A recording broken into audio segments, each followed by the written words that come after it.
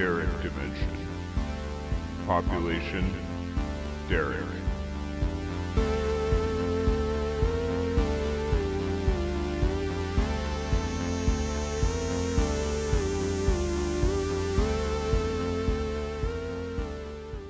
We could have waited until after this family passed us because I'm scared. Just kidding. No, I'm totally kidding. That's for comedic purposes. So, where are we? Driftwood Beach? Is that the name of it? Jacksonville? Dude, I guess this is just a nature episode. I feel bad you're holding the camera. So we'll see what we find and make it quick.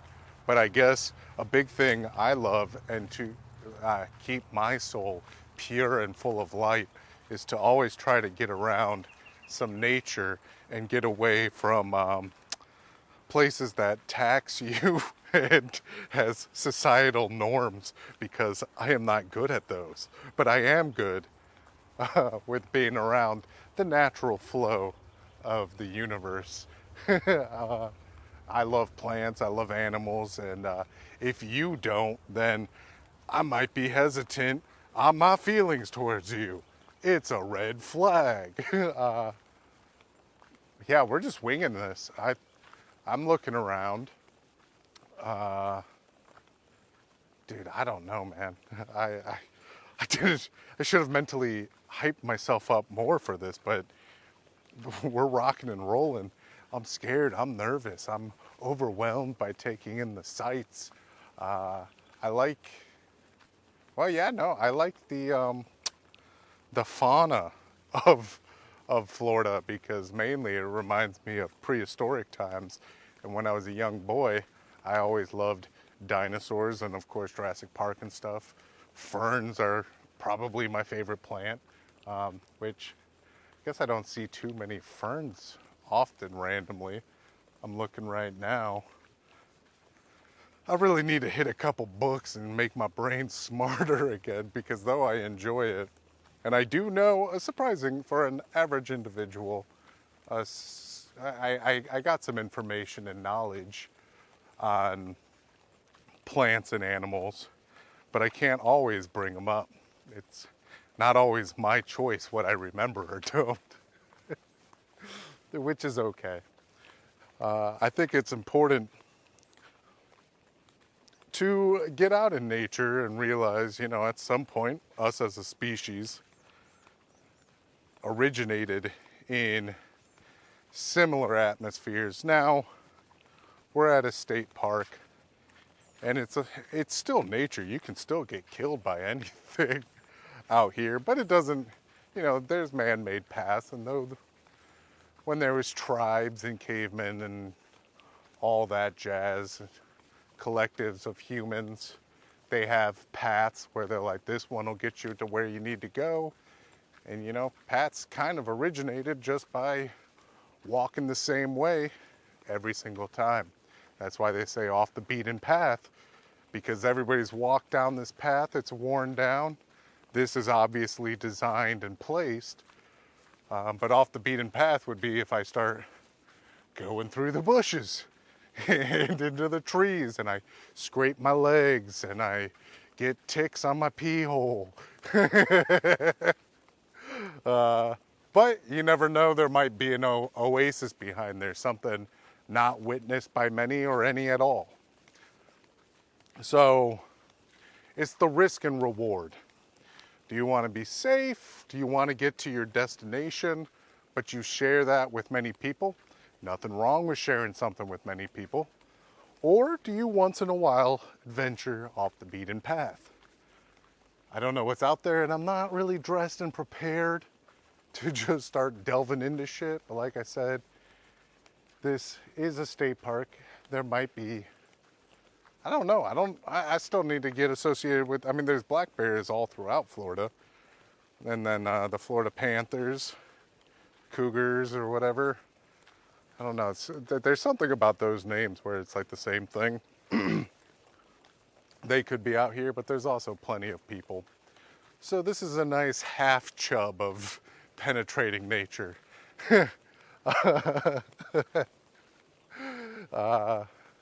This is lovely though, and we haven't even gotten to the Driftwood beach. I guess we're strolling and talking. My father. Yes, if this is a podcast, we must have story times. And if we're talking about nature, if we're talking about nature, we should tell nature stories of our lives. And my father, with all parents and children, complicated. Sometimes some people say it's not at all, and well, good for you. But my father definitely instilled from day one a huge passion for nature. Though it was suburbs, we lived in the woods, and I know my dad was all about that. We had a creek next to the house, a decent amount of land. I would just wander in the woods and play on trees and in the creek, and like my dad we would go salamander hunting is what we would call it. We'd go in the creek, and like he liked to take rocks out of there and design our beds. And he always liked taking just clumps of ivy, and he was like, this is the best plant because you just throw dirt on it, literally stomp it, and then next year you have a bed of ivy, and it's a nice filler plant if you're designing your yard. You got to control it and you got to cut it, whole bunch of that, but it does add a nice Jurassic base to a bed in your backyard or front yard, whatever it may be. But yeah, he just loved nature, and he, sometimes while doing the yard work, 85% of the time it was yelling, but that's a typical father-son relationship. But there was an immense love. I remember there was one time, especially since there are black bears, and I've been to many parks in Florida, and there's always the black bear signs. I haven't seen one here. I don't know if there is one here. But bears can always be around. Bears are everywhere, really. And I remember I was a young little lad, and there was in the news or something that a black bear was sighted in the area, and it's right over here. And my dad told me that there was a black bear, or like that he saw it, and that it was coming at us, and I ran so fast, probably up to the house or something, and he got a kick out of that. Very typical story, but I remember just feeling that nature feel, and I like kayaking and shit, and I have kayaked past like gators before, and a lot of people are like, how the fuck do you do that? Like, that's scary. And it is scary, but once you see it, I don't know, I'm kind of one of those people that start going towards it to get a better look, and like, if I die someday that way, that's okay. Like, I'd rather die that way than, I don't know, some boring shit. But there is a fear in nature. I feel like everything is a primal feeling when you're in nature. Even the joy and the amazement, that's the root of art, is a human witnessed something, felt it, and then they wanted to recreate it. And then of course the fear and threatening of, we're about to apparently reach the Driftwood beach and see the Driftwood.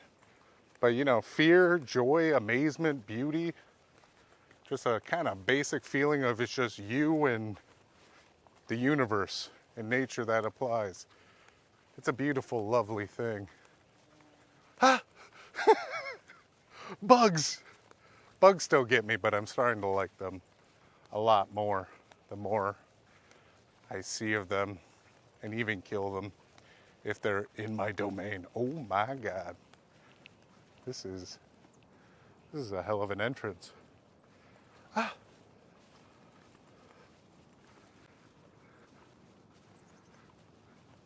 We're being quiet right now. If you're watching, you're seeing.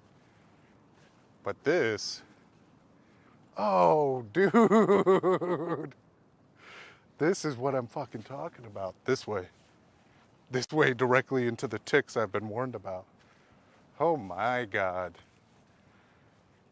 I mean, this is what I'm talking about, inspiring art and shit.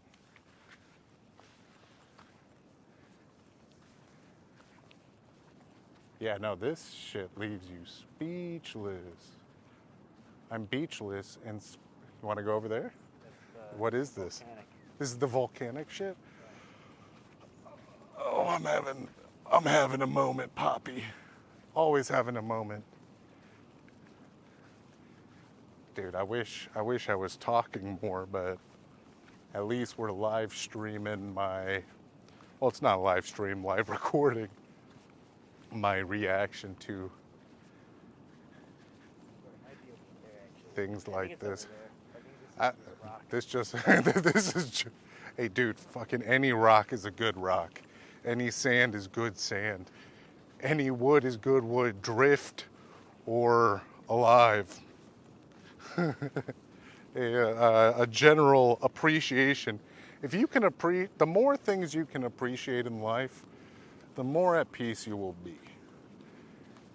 It's always better to flow down the river than fight up it, but sometimes you fight up it if the destination is worth getting to.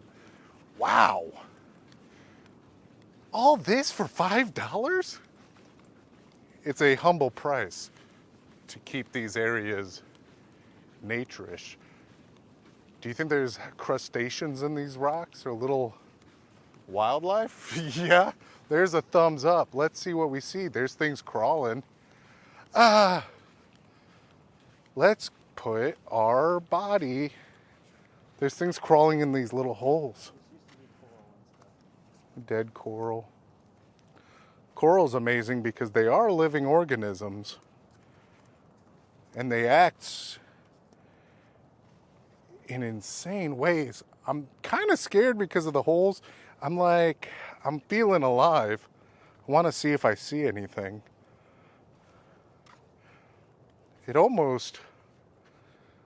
I'm glad we're recording, but it almost feels rude to not take this in silence. But we're recording, and what's the point of recording if you're in silence? Can't tell if that's bone or shell. I should have done some research and prep before hopping in areas, because then we could say, look what we're looking for. But if you were old school indigenous, or you were pre-society the way it is, you didn't know what you were looking for or what you were going to find. You just discovered.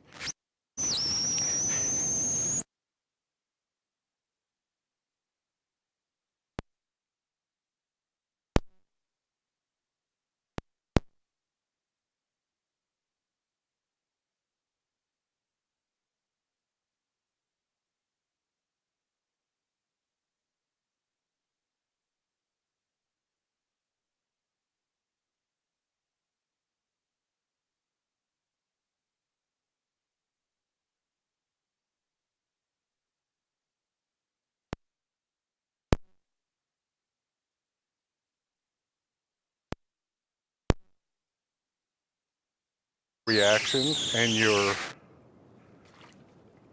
how's the water? It's cold. It's alive. I needed that. I was a little sleepy this morning. You need to put yourself in situations that you don't know how you're going to react, because when new things happen, you don't always have time to think and plan your reaction. And in those gut instinct moments, you find out who and what you truly are. And then you work on it from there. It's unfortunate sometimes our biggest mistakes in life are our most planned reactions. Truly unfortunate. Now, is the planning mind the same as the reactive mind? No, there's different hemispheres and scientific details that I don't know all the answers to.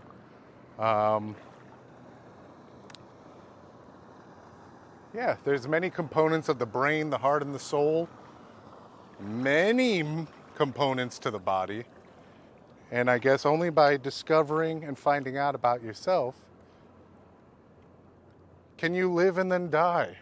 Plans aren't always necessary, but they do help get to where you're going. Ah, Birdie, please come back, you beautiful specimen.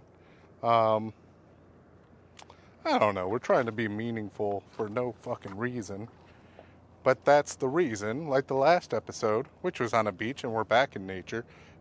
I promise I will stay in my room sometime and and jibber jabber about other things, but if I have a day off, I want to feel something. And if we're here, I want to find something. Whether that be myself or something really, really cool, which is also myself. Really, really cool. And you're really, really cool too. Let's not forget that. Let's not forget, even shitty things in life are really, really cool. Not really, but if you can learn from them and grow stronger, that what doesn't kill you makes you stronger, that can be pretty cool too. I don't know if this is fungus or coral or what it is growing, but there's some cool orange stuff underneath these rocks.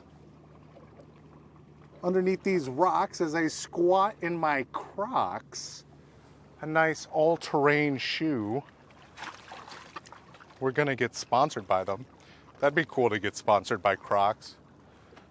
I would reinvest in some Crocs. Actually, I've never bought a pair of Crocs. The Crocs I do have are from my grandpapa. I really like thrifting. I'm gonna die! I really like thrifting because if it looks cool and it's cheap and you don't know the life that was lived, is that a, no, that's not a crab. I don't know what that is. You know, when you're wearing thrifted clothes or you have borrowed clothes, I like to believe when life interacts with something, that energy is passed along and is part of its story. And the unknown story is what I think is magic. Even in a relationship or friendship, part of the magic is not knowing what they're thinking. You can have a good idea of how they work, how they function, how they probably will react or won't react, what they like, don't like. But the beautiful magical moments is when they surprise you, because that's what magic is. Now, magic is usually pre-planned if we're talking David Copperfield and stuff. The magic is in the surprise. And nature is full of that because nature doesn't play by your rules. If you look at nature documentaries or talk about photographers in nature, and 90% of the time they are not finding what they set out to look for. And it's like if you go to Florida or you go anywhere and you go on like a kayak tour and you hope to see manatees. Unless you put a manatee in a tank, you cannot guarantee you're going to see that manatee. And I've been on several kayak tours where manatees have been a possibility and no manatees. I have been in a kayak and seen manatees. I've snorkeled next to a wild manatee. That was super fucking cool. Manatees are lovely. Manatees are awesome. Boats be killing them. It's very sad. Toss some lettuce at your local manatee. Depending on the area though. Don't feed them where boats are docked and where boats frequent. Dude, this is cool. You're saying this is coral? If you told me, see, I love this shit and I know some shit, but I also don't know a lot of shit. So if you told me this was volcanic, I would be like, it looks kind of volcanic. Algae. This is nice. Is that that's not a critter. That's just something on the beach. What can we discuss? The magic of the universe. There is something, at least with water for me personally, that I like about it, is when you look out into it, you know, there's land on the other side. I mean, you can see some islands and dunes out there. Is this the ocean or the river? Ocean. He says ocean. But that's the brilliant thing about the ocean, is that the water is shared. Now there is times that the composition of the water, what's that one? See, I always say this podcast is not for the answers, it's for the questioning. But there's that one sea where the water doesn't, I think it's brackish water versus, it's like fresh water and salt water, but like it doesn't mix, it does hit. And the what? Tributary. Is that what they're called? Or is tributary? That's all over the place, right? Fertile place things can grow. Tributary, the most fertile place things can grow. Thank you. I need to expand my knowledge. We got ourselves a crab, very tiny crab, went into its little hole. The funny thing about these crocs is they're completely flat on the bottom, which means they're very dangerous. Luckily, we no longer live in an icy environment. You see it? There's a couple of them. There's actually a lot of them. If a giant, large man wasn't toppling over their homes, maybe they wouldn't hide in all these holes. That's a cool thing to discuss. With this being dead coral, there are little holes and caverns throughout all these rocks, and when we walked up on it, I saw a lot of movement going back into holes. That's the beautiful thing about nature. You find a little crevice. Sometimes you don't always make it. Sometimes animals burrow and things like that. But you take your environment and you put yourself in a place that feels safe, and then sometimes you come out to grow and live and survive. Now that's the hard thing. We were kind of talking about it last time, but that's nature. You find a place where you're safe, then you go out to get what you need to survive. We live in a world where you don't need to go out to survive. Somebody will bring you food to your door. You can supplement every aspect of your life without leaving your room. So I always said survive and thrive, and on the first podcast when I came back, I said I've been doing a lot of surviving, not much thriving. And it's pretty easy to survive, so why do I deserve a cookie? I don't. We need to focus on the thriving. But I think to focus on the thriving, we need to truly be mesmerized by the survival and how the survival works and how the survival works correctly, and aspects of our emotional survival is probably the big goal. And with nature, it's the perfect metaphor for everything, because one minute this could look like a beautiful thing, and then the next thing, you know, hurricanes, natural disasters. At some point in time, somebody could have been standing here just getting wrecked by the forces of nature. And that is that. This doesn't feel like the strongest podcast. And self-doubt never really is great while recording. It's not great in any aspect. Well, it's not entertaining in any aspect. A lot of people like to talk down on themselves to fish for a compliment. But self-doubt never is sexy. And we try to be sexy from time to time. It gets tiring trying to be sexy. And I think the true sexiness is the lack of effort, just being present. This is cool. I think we should probably mingle with some driftwood and maybe wrap this up. If I could get an eel to crawl up my ass on camera, which this isn't a very ideal eel area at all. What are you pointing at? Is there a crab in there? Some sort of little buggy crustacean? You see the claw? Oh, I see the claw. Oh, look at that little boy. Do we have a twig? Maybe we can get him to grab it and expose himself while not disturbing his natural flow. See, I've known a lot of animal people, conservation people, nature education people. And, the common thing is like, don't interact with the wildlife, leave only footprints. I mean, don't leave garbage. That's not what I'm saying. But there is a real aspect to, I feel like true nature people, you want to poke it with the stick and see what happens. And as long as you're not trying to kill it and you're safely trying to stimulate reaction, that's the most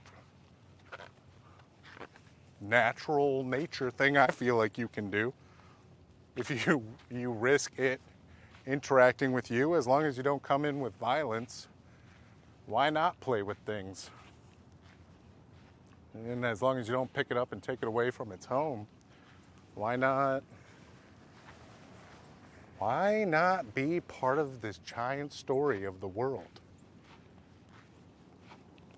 At some point, if we do things like this, maybe we should mess around with some editing, make it a nice, pure 20-minute clip of just decent points and if anything happens. But right now, we're just trying to put things out there in the world.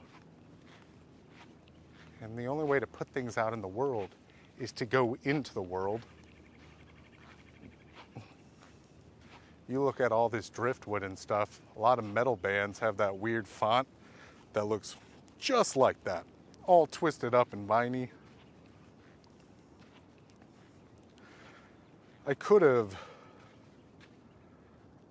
You guys should do the Googling. Yeah, dude, without a fucking doubt. Now, this is picture paradise. Can you picture just being in an argument and just throwing somebody into that? Execution number 9 style. Don't murder people, but that would be a cool way to kill somebody. Maybe in a film. Oh, yeah, driftwood. I do believe it. Shit, I can't remember what driftwood fucking is. Very tiny crab. Whittle crab. If anything, take this. We are getting, if you're only listening, but there are chances of seeing whittle crabs and chances of seeing things. So I guess this has turned into a partially visual experience as well. It looks like that might be a balled up seaweed or trash. I know driftwood dries out on the sun, but I can't remember how it fucks around, and I think something has to do with water. Oh, you know what? I think this is a whole lot of thinking, like I said, the podcast. We don't have answers, and I'll start doing research, but as I rediscover myself in nature, you can take that journey with me, and you can try to rediscover yourself in the world. I guess the theme that keeps circling around is discovery.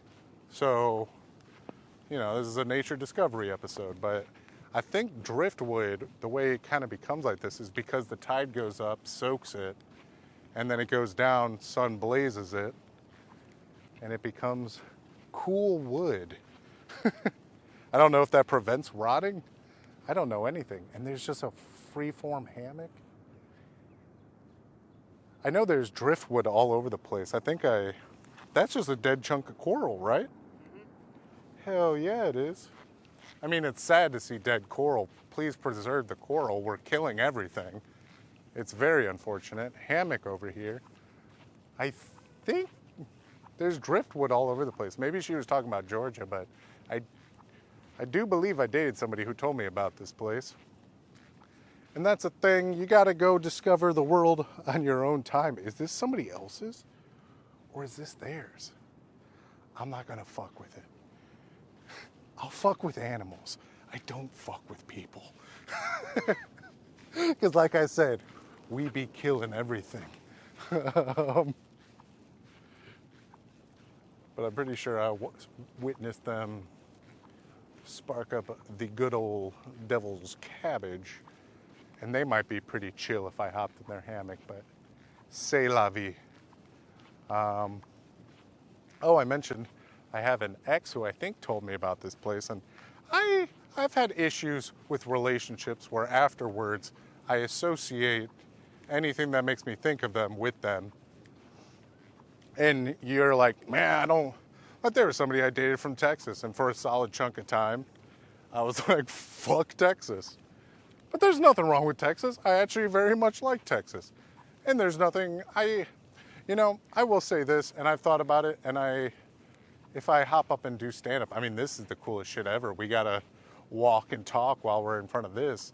But we often refer to exes or think of exes negatively or hate them, call them pieces of shit or bitches, and sometimes they do deserve it, but when you're in a relationship, you are vulnerable in a sense, even if you have all the walls up.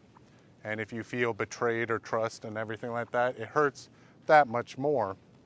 And if everybody you dated is a bitch and a piece of shit, it kind of says something about you. But maybe they're not. And maybe you can't just admit sometimes you miss them, or you miss what the idea of your future with them could be. We had a little technical difficulty, but I don't know, maybe the non-audio video can be used for something else. You take what you got and you make do. And while I'm talking, is it going? Is the sound? Okay, cool. Well, shit, man, I was talking about the moon and sun, but it left off talking about relationships. That's not fun. I'm trying to move forward, and the universe is making me address things that need to be addressed. Shattered? Are we allowed to break rocks? I think it's okay. We're not allowed to touch the driftwood and take it with us, but... Oh, yeah, dude, if that isn't volcanic, then I don't know what I'm talking about. And I don't. I mean, that's good. Is that dirt? No, that's like... Is that dirt? That's not a ball of dirt. Let's break. Can you break it with your hand? Oh, yeah, wow. Bro. Damn. Okay, well, back to relationships. I was going to say, we need somebody who has more answers about these things. I've always had somebody around. My ex would have been perfect to be side by side on this one. So we're talking about the relationships, but even my brother knew it. And my brother is a nature science guy kind of himself. And a lot of these people I walk around with, I have all the questions and wonder. I retain some of it, but I'm not the best person to go with an unknowing person, because I go, cool. Every once in a while, I have a random info, and it makes me look a little smart, and I'll take that one detail, and I'll try to cash out on it.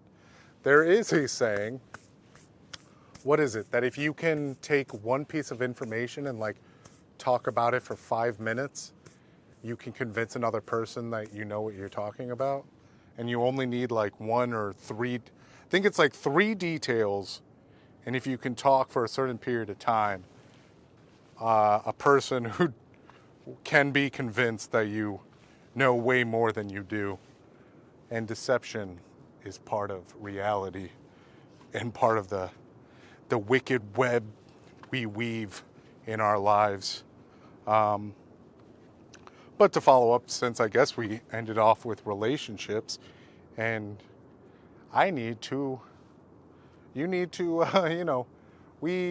two halves make a whole, and it's a beautiful thing. And that takes work. But if there's aspects you miss and associate with past partners and things, but it brought you joy, and that memory brings you pain, you just need to work on that and focus on the joy in the individual subject you liked or what it may be. And you must come to terms with your own life in your own very moment, how to cohesively exist with what's real in your current circle. My current circle is some rocks. Unfortunately, there's a little rubber debris that's buried. It looks like a rubber glove. I would like to pick it up and throw it away, but I don't know what's on it. Wow! Yeah, boy! Dude, if I crack my head on this, fucking sick. Yeah, so, you know, adventure on your own. Even if you're in a relationship, go out and do things on your own. I mean, I get sometimes your partner doesn't always like that. And sometimes when people go out and do things on their own, they're not on their own. But, alas, you gotta enjoy the moment. I'm not alone, but this is totally a place I'll go to alone. And there's something so mundane and peaceful and interesting of this image. You could say it's boring, but you can hear it. Are those waves all the way out there? Or is that a bridge? No, yeah, you could see the caps. That's waves, right? Damn, you're not kidding. You can walk all the way out there. Shit. Like, how... I don't want to... We already have one audio version. I don't want to... And it's $400 equipment in my pocket, I found out. Talk about true fear. Man, finances bring so much fear in life. And I hate that aspect. Number one, because I'm horrible at it. But also number two, I hate the... I mean, currency has always... If you break it down to a point where it's food, you know, like if you think of a tribe, you got like people going and getting the berries, people got going and getting, you know, hunting, getting the protein and the meat. You got people taking care of the kids, you got people cooking the food, you got people fixing things, and cohesively that is currency in itself to live in a safe, shared environment. And then when you expand more and more and more, you get to a point where you take a little piece of metal or a little piece of paper and you apply that philosophy to it when it genuinely no longer means anything to the current moment. And then now here we are, 2024, and that little piece of metal and that little piece of paper doesn't mean anything. And it's this number digitally on a screen that can be manipulated by people who know how to code and this and that, or banks. And, you know, when you electronically put a philosophy,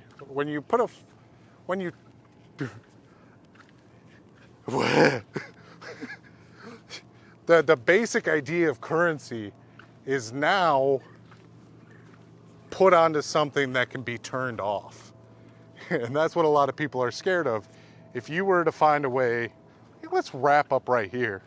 If you were to find a way to shut down electricity, even for a week, we would eat and devour ourselves. But if you have, if you have a little hut or tent and you just lived right here, you could flip on and off any light switch and you're going to be fine. And at the root of it, you're going to be fine. I'm going to be fine. If society backs down, you forget how much trash we pump out, how much poops we take in a sewer system that if it doesn't work, if everything collapses, there will be trash and poop everywhere.